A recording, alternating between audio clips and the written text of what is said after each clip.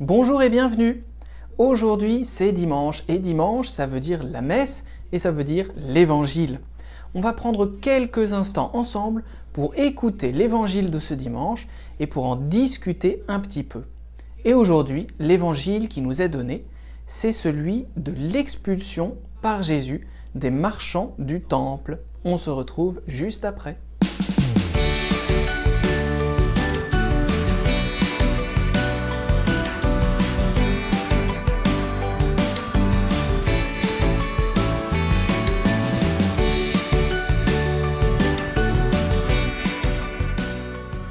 Évangile de Jésus-Christ selon saint Jean.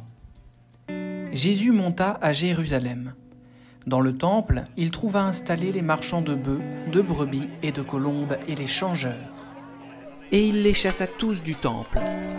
Il dit aux marchands de colombes : « Enlevez cela d'ici, cessez de faire de la maison de mon père une maison de commerce. » Des Juifs l'interpellèrent : « Quel signe peux-tu nous donner pour agir ainsi ?»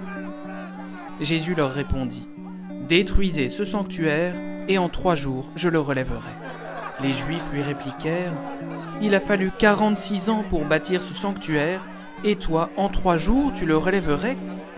Mais lui parlait du sanctuaire de son corps. Aussi, quand il se réveilla d'entre les morts, ses disciples se rappelèrent qu'il avait dit cela. À l'époque de Jésus, Jérusalem est une grande ville. Et le temple, il est très beau, très cher, et il a fallu 46 ans pour le construire, ça a coûté énormément d'argent. Et pour que le temple continue à fonctionner, il y a des marchands qui sont dans différents endroits du temple pour vendre plusieurs choses. Avant tout, ils vont vendre des animaux pour les sacrifices. Les marchands vont aussi vendre leurs services. Cet argent est important pour la vie du temple. Et Jésus ne va pas critiquer le principe, le fait qu'il y ait des marchands à l'intérieur de ce temple et tout autour pour pouvoir vendre. Ce qu'il va critiquer, c'est un déséquilibre. Le temple est un lieu de prière, c'est un lieu où l'on rencontre Dieu, c'est un lieu où on essaie de l'aimer. C'est aussi la maison de Dieu lui-même. Mais les marchands n'ont pas respecté cette maison et ils ont envahi trop de parties du temple, venant perturber la prière, venant perturber l'activité la plus importante, la rencontre avec Dieu. Tu as sûrement déjà été dans un marché avec ton papa ou ta maman, eh bien imagine une seconde que ce marché s'étale tellement qu'il remonte jusque chez toi, qu'il envahisse ton salon et qu'il aille même jusque dans ta chambre. Je ne sais pas si tu aimerais que juste à côté de ton lit, il y ait une table avec un vendeur qui soit là de façon permanente pour vendre une chèvre ou une colombe.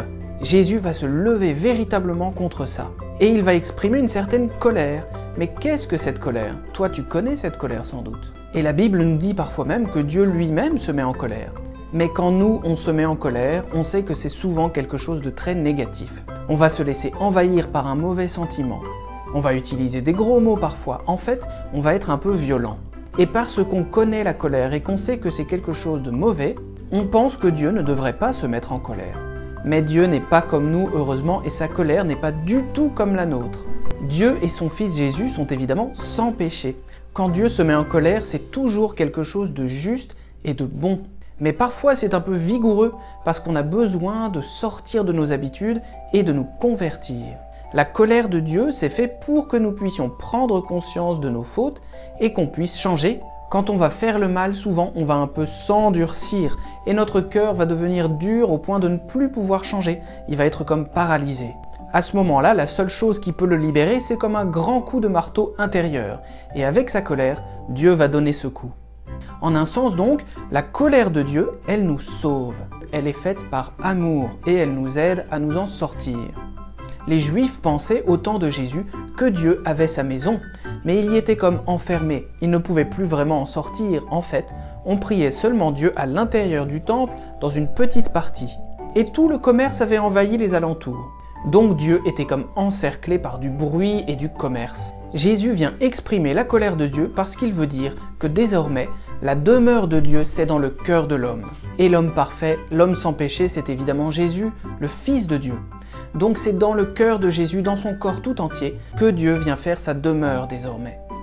Alors tu me diras peut-être, pourquoi est-ce que Jésus s'est mis en colère contre le temple qui semble enfermer Dieu son Père, si aujourd'hui nous avons nous-mêmes nos églises dans lesquelles on va pouvoir prier et adorer Dieu ? Eh bien c'est toute la différence entre le vieux temple et nos églises actuelles. Nos églises d'aujourd'hui, ce sont des lieux de rencontre, des lieux pour que les chrétiens viennent se rassembler, prier ensemble, se rencontrer et exprimer leur amour de Dieu. Mais le plus important, c'est que nos églises, aussi riches soient-elles, aussi belles soient-elles, sont surtout et avant tout des lieux de passage, des lieux dans lesquels on ne reste pas toute sa vie parce que Dieu n'y est pas enfermé. Et on peut donc prier n'importe où. Le meilleur lieu pour le rencontrer, c'est aussi le cœur du pauvre, la personne qui est dans la rue et qui va demander l'aumône. Dans cet homme faible, dans cet ami qui pleure, là on rencontre aussi vraiment Dieu. Merci d'avoir été bien attentif pour cet enseignement. Aujourd'hui, n'oublie pas Dieu et on se verra la prochaine fois. N'oublie pas de prier.